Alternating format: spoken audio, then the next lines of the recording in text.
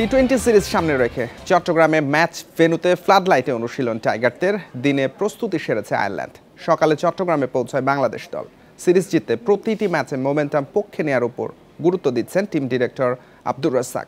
সিরিজের ট্রফি উন্মোচন হবে কাল। টেস্টে আইরিশদের হোয়াইট ওয়াশের পর এবার টি-20 সিরিজ। সাদা বলেও দাপট দেখানোর প্রস্তুতি টাইগারদের। মাস তিনেক পর টি-20 বিশ্বকাপ, এর আগে হোম সিরিজে স্কিল আর ফিটনেস পর্যবেক্ষণে রাখবে টিম ম্যানেজমেন্ট। লিটনের নেতৃত্বে টানা 4 টি-20 সিরিজ জয়ের পর মুদ্রার উল্টো পিঠ দেখে বাংলাদেশ। অক্টোবরে উইন্ডিজের বিপক্ষে এই ফরম্যাটে হোয়াইট ওয়াশ। চট্টগ্রামের এই ভেন্যুতে এবার লক্ষ্য নিজেদের ফিরে পাওয়ার। আমাদের কিন্তু বেশিরভাগ টি-20 সিরিজ আমরা জিতেছি। আমাদের টার্গেটই থাকবে ভালো ভালো। ওয়েস্ট ইন্ডিজের দুইটা সিরিজের একটা আমরা জিতেছি, একটা হেরেছি। মোটামুটি হয়েছে আর কি, দুইটা জিতলেই ভালো হতো। বাট এই সিরিজে আমাদের টার্গেট থাকবে যে টি-20 সিরিজ সিকিউর করা আর কি। টাইগার স্কোয়াডে তাসকিনের পরিবর্তে যুক্ত হয়েছেন সাইফুদ্দিন, শামীম পাটোয়ারির জায়গায় অঙ্কন। বিশ্বকাপের আগে তরুণ কোনো ব্যাটারকে পরখ করার পরিকল্পনা থাকছে বোর্ডের। একই সঙ্গে মোমেন্টাম তৈরি ও ধরে রাখার ওপর গুরুত্ব থাকবে।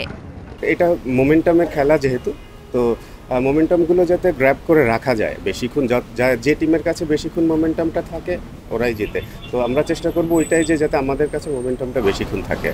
চট্টগ্রামের বীরশ্রেষ্ঠ শহীদ মতিউর রহমান স্টেডিয়ামে প্রথম দিনের অনুশীলন দুদলের। প্রথম টি-20 27 নভেম্বর, পরের দুই ম্যাচ 29 নভেম্বর ও 2 December. Farida Bakhtiyara, Independent News. টি-20 সিরিজের জন্য বাংলাদেশ ও আয়ারল্যান্ড দুদলই এখন চট্টগ্রামে। বৃহস্পতিবার সিরিজের প্রথম ম্যাচ। টেস্ট সিরিজ সহজে জেতা গেলেও পরিসংখ্যান বলছে টি-20তে আইরিশরা প্রতিরোধ করবে।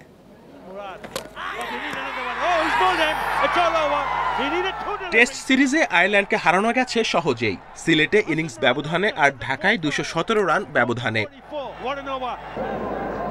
সাদা পোশাকে সাফল্য সহজে ধরা দিলেও টি-20তে সেটা হবার কথা নয়। এখানে টাইগারদের পরীক্ষা নেবে আইরিশরা।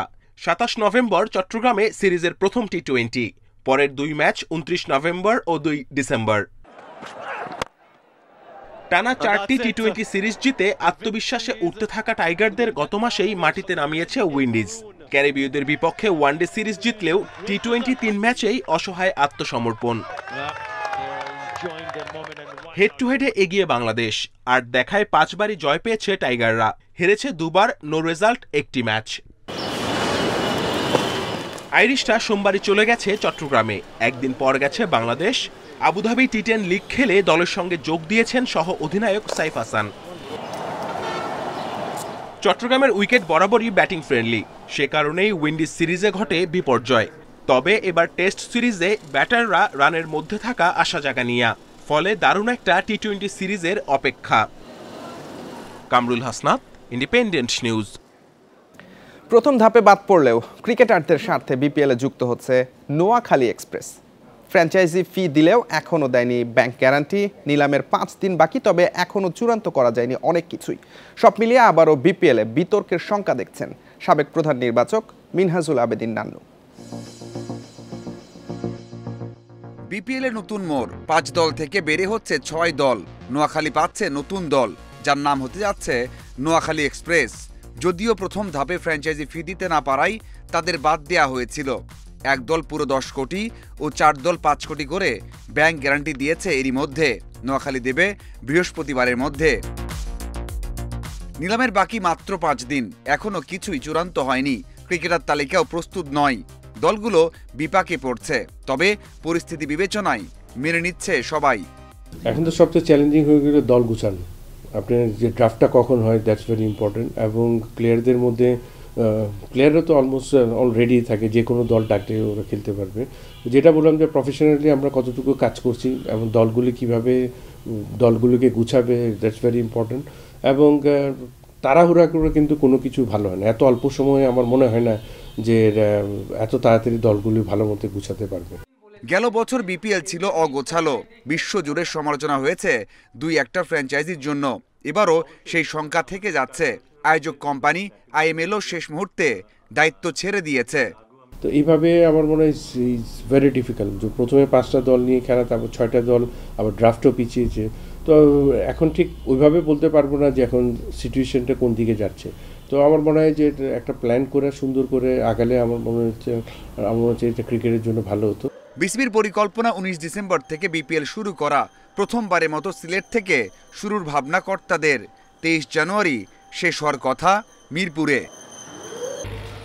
নাজরুল ইসলাম, ইন্ডিপেন্ডেন্ট নিউজ। ঢাকায় নারী ফুটবলের ত্রিদেশীয় সিরিজ শুরু কাল। উদ্বোধনী ম্যাচে মালয়েশিয়ার বিপক্ষে নামবে বাংলাদেশ। জাতীয় স্টেডিয়ামে খেলা শুরু সন্ধ্যা 7টায়।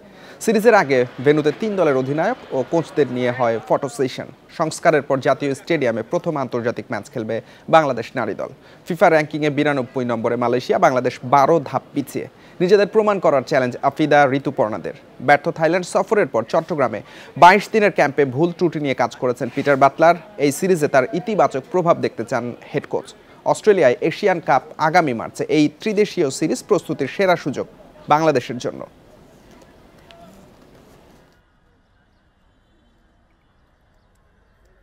আমরা অবশ্যই চেষ্টা করবো যে এর আগে তো আমরা ভাবে খেললাম, এখন কোচ আসার পরে সেভাবে খেলাচ্ছে। আমরা অবশ্যই চেষ্টা করতেছি কোচের কথা মতো চলার, অবশ্যই এটা ভালো হবে।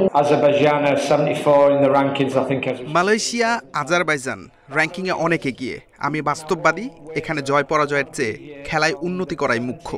আমাদের বুঝতে হবে কোন পরিকল্পনায় খেললে ভালো হয়। ওদের সেটাতেই অভ্যস্ত করা হচ্ছে। এই ছিল আজকের যত খেলায় আমন্ত্রণ পরের আয়োজনে।